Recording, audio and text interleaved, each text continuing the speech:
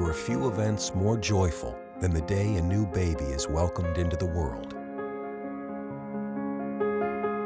But in 40 countries, a dreaded disease quickly turns that joy into tragedy.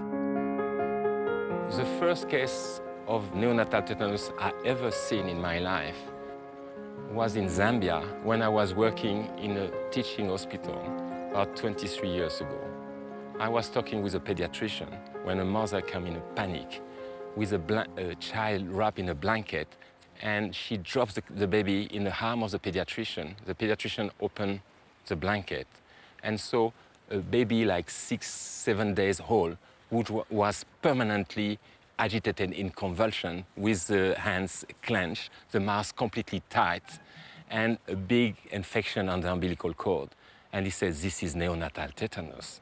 And the child died 2 hours later.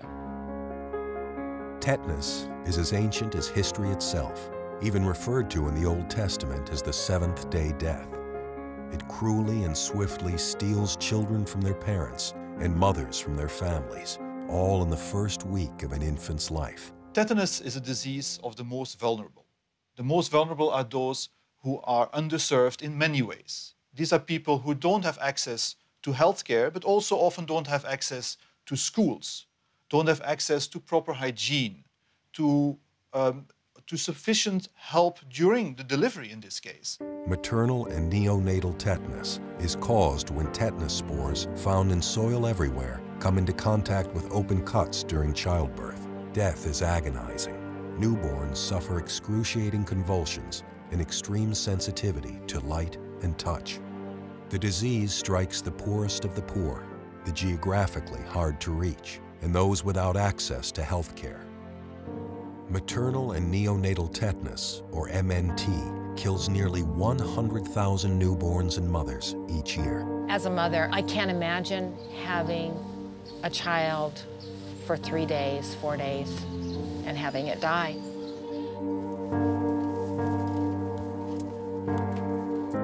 Even more tragic, these deaths do not have to happen. A life-saving and affordable vaccine that prevents MNT has existed for decades. It's unacceptable to see a disease which had disappeared from the developed, industrialized world to still occur in developing countries when we have a solution. These mothers and the newborns deserve to be saved. They deserve to benefit also from the health advances that have benefited already so many children in the world.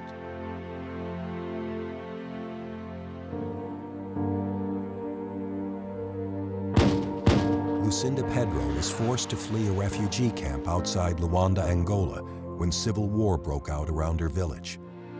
It was there that she gave birth to her son, Alfonso Domingos. After her baby was delivered, his umbilical cord was infected and the deadly MNT symptoms began. And 1,000 miles away, another parent sat anxiously while doctors tried to save her son, Mamusha's life. The baby's mother, Itanesh Base, never got her vaccination because she lived in a remote, difficult-to-reach region in Ethiopia.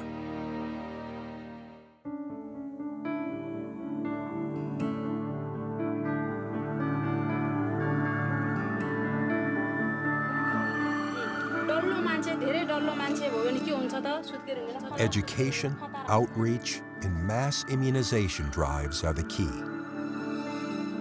Even in rural, highly remote areas, UNICEF organizes the transport of vaccines by any means necessary, even by horseback, in order to reach every woman of childbearing age. And the mothers do their part, walking miles to get the vaccines that will save their future babies' lives.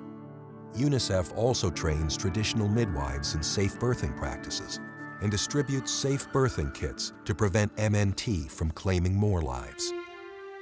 Inroads against MNT have been made, but the disease still kills one baby every 9 minutes. That's 160 families every day who will suffer the loss of never seeing their child grow, play, learn, and smile. But this disease has now met its match.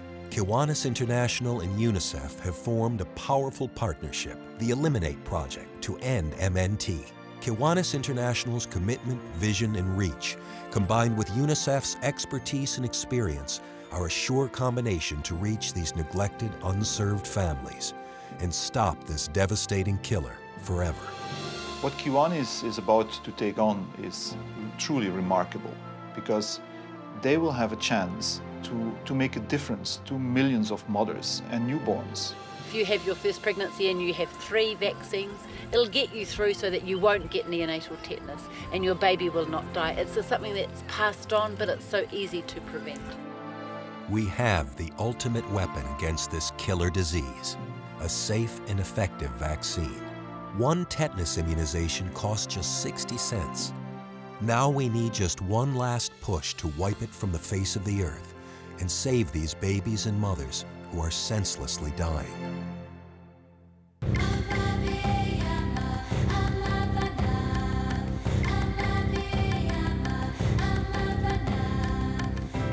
It's possible to eliminate a disease worldwide, and in the 40 countries that are currently still facing this problem, there will be thousands and thousands of children who will be allowed to live. UNICEF and Kiwanis has one major commonality, and that's serving the children of the world. The Kiwanis-UNICEF partnership is exactly the far-reaching strategic initiative that will save these babies and mothers and end this tragic waste of human life.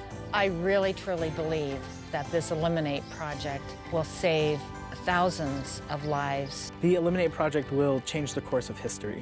129 million mothers and their babies are still at risk in 40 countries around the world. But with the Eliminate project, these lives can be saved. I'm really proud to be part of this project. I've seen the tangible results of what we're doing. I've seen the mothers walk out of the clinic. They're really happy that they're doing that for their children. So for me to be a part of this, it's a real opportunity, and I'm really excited to be here. Kiwanis can be part of public health history. We are very close to eliminating maternal and neonatal tetanus. They can help UNICEF to get to the end goal. No family should ever have to suffer the anguish of watching a child or mother die from tetanus.